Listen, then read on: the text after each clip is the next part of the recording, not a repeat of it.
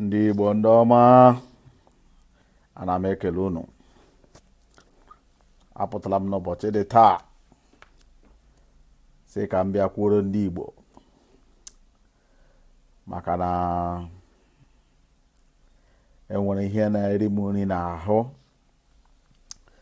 M sị mme ka m kọrọ ndị be anyị maka asị na ọ bụghị sọsọ onye nwụrụ anwụ ka a na-agbazi olu, a na-agbazikwa mmadụ ekere eke olu. Ọ na-awụ ihe mwute na abịa na ihe gbasara ihe a na-apị apị nke a na-akpọ kọmputa,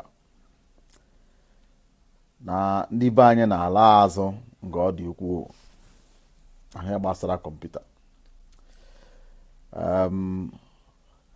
O mere m nghọta na ndị ha na ndị Igbo so were na-achụ ya nwa awụ ihe akpọrọ ihe kọmputa, na ndị Igbo na-ala ezigbo azụ.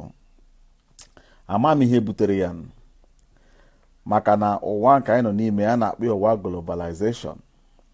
Ụwa na ha agala n'ikuku. Ahịa nke a na-azụ azụ na ha esile na shọpụ ebe ị na-akwụ ụgwọ ya were na-abanyezi n'ikuku. Anyị ya nwa bụ ihe gbanyere ihe a na-apị apịgbo kọmputa, na ndị Igbo na-ala ezigbo azụ n'ime ya mgbe enyochasịa. Enwere m webụsaịtị nke a na-akpọ pnt24.com, wee ebe a na-agbasa ozi a na-akpọ news. And ometụ m na-ahụ ka m jee na ihe a na-akpọ YouTube ga chọọ ebe ndị be anyị na-eme advertisement biznes ha. O doro m anya na ebe n'ala Igbo n'obodo nke a na-akpọ Aba, na enwere ihe a na-akpọ Aba shoe, enwere Aba fashion and designing. Oge m ka nọ na Nigeria, ana m eje Aba, m chacha akwa na Aba, mbujeria ndị tela na Aba ha kwa shirt, kwa trouser, kwa ụdị dị iche iche, different designs, eburu m jewe na Lagos je supply ya. And o dokwere m anya ugbu a na abịa na Aba na enwere ndị na-arụ shoe a na-akpọ Aba Med. Arụcha shoe a apaki ya na akpa, eburu ya jewe Lagos je supply ya were na-ere ya. Mana ndị awa bụ ndị na-aga azụ shoe a na-abawo ndị Yoruba na ndị mba ọzọ dị iche iche. Gị bịa na ihe a na-akpọ kọmputa, ihe a na-akpọ online shop, e-commerce, mobile marketing, ị na-ahụ ndị dị iche iche, mana ndị be anyị na-agba ihe a na-akpọ ọnyụpa. Mana o doro m anya na ndị be anyị ga-erecha ahịa were 200,000 300,000 were gaa zụrụ ihe a na-akpọ smartphone. Ya ma bụ fonu ha na-egoro, ha amaghị ihe wụ ọdịmama smartphone, ha amaghị ihe dị iche iche ihe eji smartphone eme. Ya nwa awụ ihe abụrụ ihe mwute, maka na ndị be anyị na-ala azụ.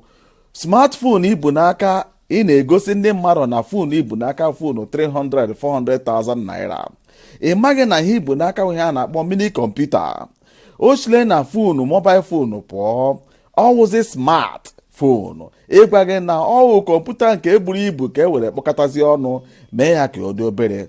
Ị ga-eji ya apịa jee n'ikuku were zakwa igwe. Ya nwawụ ihe a na-akpọ chịkọrọda ọma otu ọrụ. Ndị be anyị na-ala azụ na ihe gbasara ya. Ejere m na ihe a na-akpọ YouTube tinye Aba Med shoe, enweghị ebe m hụrụ ndị Aba. Ihe a wee wute m sị na aga m abịa n'ikuku ka m bịa kpọtụrụ ndị Igbo. Ọwụ gịnị na-eme unu? Iburu fonu 5,000 500,000 n'aka abụghị nga obiri. Enwere ihe fonu ahụ a ga-arụrụ gị. Fonu ahụ ibu n'aka wụ na ihe eji ese enyi gị nwaanyị foto ma ọ gba ọtọ, ma ọ ije vidiyo ma ọ gba ọtọ na-agbara gị egwu. Fonu ahụ iji wu ihe enwere ndị jiri eme n'ọba ahịa. Ịbịa n'ala bekee taa, enwere ọtụtụ ndị dị iche iche. Ịbịakwa n'ime Naijiria, enwekwara ndị dị iche iche na Lagos na obodo na siti dị iche iche. Enweghịzi ihe a na-akpọ shop ebe a na-akwụ landlord ụgwọ, mana ha nwere ngwa ahịa ma siri n'ikuku na-ere ya. Mana ịbịa n'ime ebe ihe gbasara ihe ndị a, ndị Igbo na-ala ezigbo azụ. And ọwụ ihe mwute na-ewute nke ọ dị ukwuu na ọkacha Aba na-adụ adụ, na-akwa akwa, na-arụ akpụkpọ ụkwụ dị iche iche, na-adụ akwa dị iche iche. Aba rụchara dọrọ pantị m supply nọ na Lagos. Unu ga-ekwe nke a? Aba dọrọ pantị ndị ọcha rụrụ batara ọhụrụ na Nigeria nwere ya je Aba oru abalị atọ saa ya adọra mpantị ha je supply ya na Lagos. Aba nwere ihe mba ji aba mba, mana he m chọrọ ịgwa Aba Aba obodo apụọla ma a na-echezi ka ndị isi obodo bụ emere anyị, maka na fonu ahụ ibu n'aka ihe n'idiri dị ahụ iwere ihe gbabime fonu gị ebe ọ ga-agbabime na-ahụ ihe ị na-eme gị na-arụ shuu gị rụcha shuu gị igosi sampụl ịkpara na shọpụ gị igosi ihe ị nwere. Ọ ga-eme ka ndị mmadụ chọta gị n'ikuku. Fonu ahụ ị na-ebu a na-akpọ Android. Ibe na Android ị nwere ihe a na-akpọ email. Hence ị nwere email dị ya, ị gaa na YouTube ị nwere automatically account.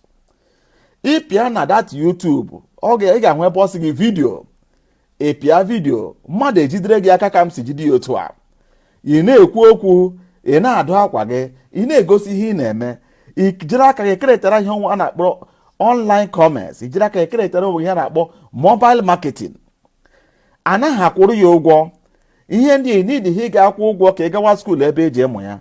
Ndị Igbo tene n'ụra maka na ka anyị hafụ ịgba ọnyụpa echi, ka anyị hafụ ịgbala azụ echi, ka anyị nwee ike isoro ibe anyị mgbe a na-aga ka anyị na-aga.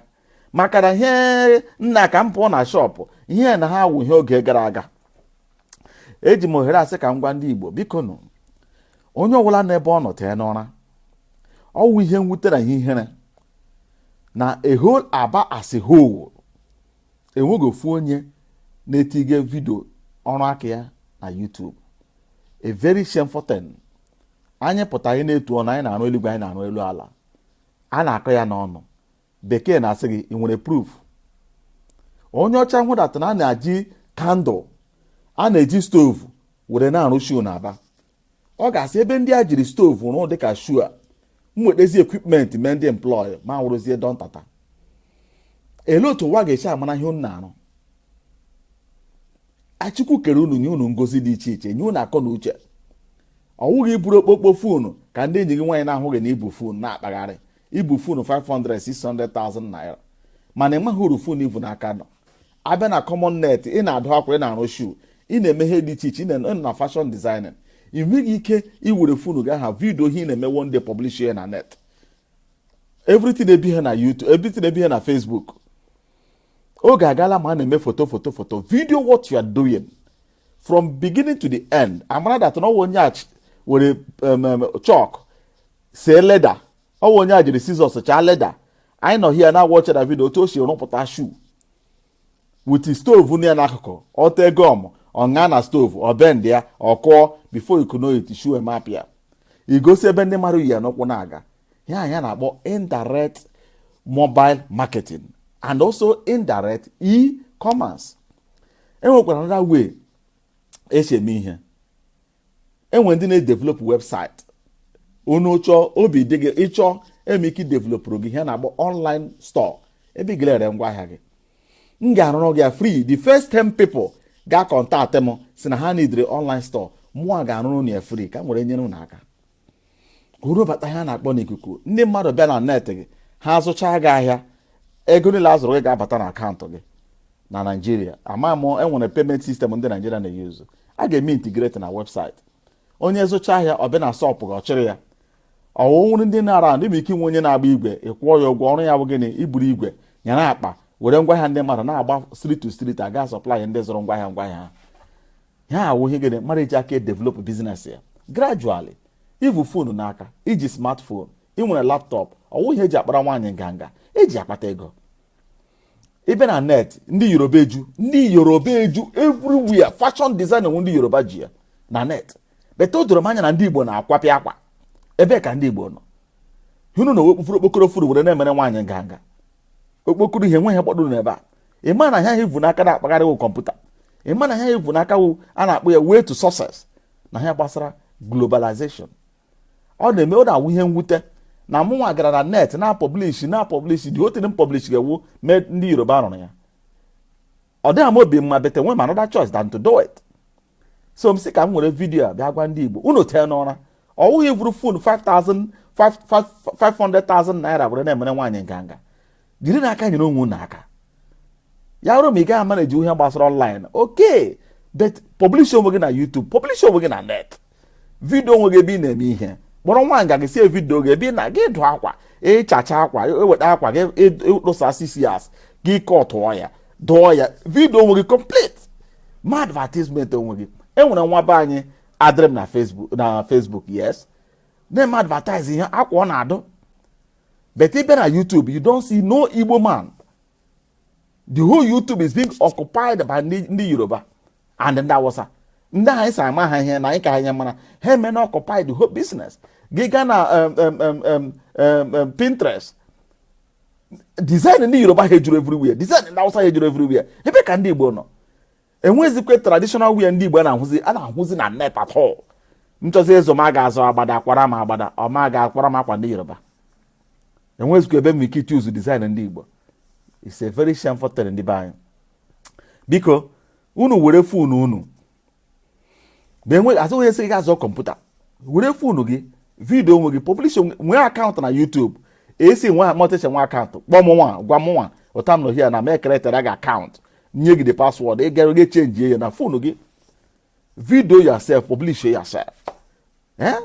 Unu bi n'usoro ma ihe n'ụwa ọkachamara n'ụwa nna enwekwara ebe n'ụlọ ga-azụ ụwa anọghịzi na afọla m na shop because millions of people nọzọ na yard na-adụ na-ere online na market onwe ha gị nwa nọ na shop enwede na-abịa dị because mụ aga na net m research ya m nwede contact kpọọ na phone nye ọda ihe m chọrọ mbịa m kwụọ ya ụgwọ gawara onwe m while gị nwa ka na shop were cafe n'ụkwụ na-aṅụ garị adab granọt nna nwe ahịa ọdọ ma men tee n'ụra men unu bilie n'ụra unu awụnche na-echeta echeta taa arụ asọ onye na-amaghị ibezi ya gwala m gị ya na ka ị na-amaghị jụọ m dere m jụọ m ihe ole chọrọ ịjụ m ihe ọla gbasa online marketing. That is my word. Ka m na-ekwukwe ihe a enwekwara m news page m nụchọrọ ọhụrụ ebe a na-publish news dị iche iche achọrọ m ire ya ere. Ị chọrọ ịzụ ya mewe blogger chọrọ news gaa na www.pnt24.com ị ga-ahụ ihe nọ dị ya all for sale.